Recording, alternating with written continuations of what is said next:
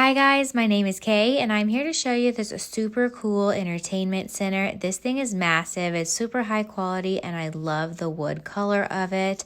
It's got two compartments on either side with doors, which is so nice to hide stuff that's not as organized.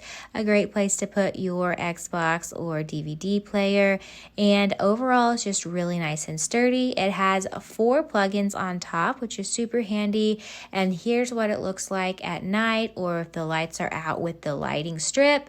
You have a remote which you can control all the settings which is super handy and really neat. There's so many setting options.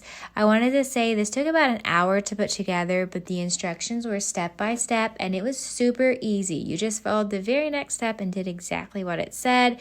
It was not difficult at all. Everything was lettered or numbered, and yeah, it was really easy to put together. Looks amazing. It's very large for an entertainment center. It will hold so much, and I love those lighting options. Here's a look at them in the daytime. Just a really beautiful, stunning piece. I was gifted this for my honest review, but I'm so excited to have this for years and years. My husband loves the different colors and the customizableness of this. And yeah, overall, it's a great entertainment center, very unique with the lighting. Absolutely love and highly recommend.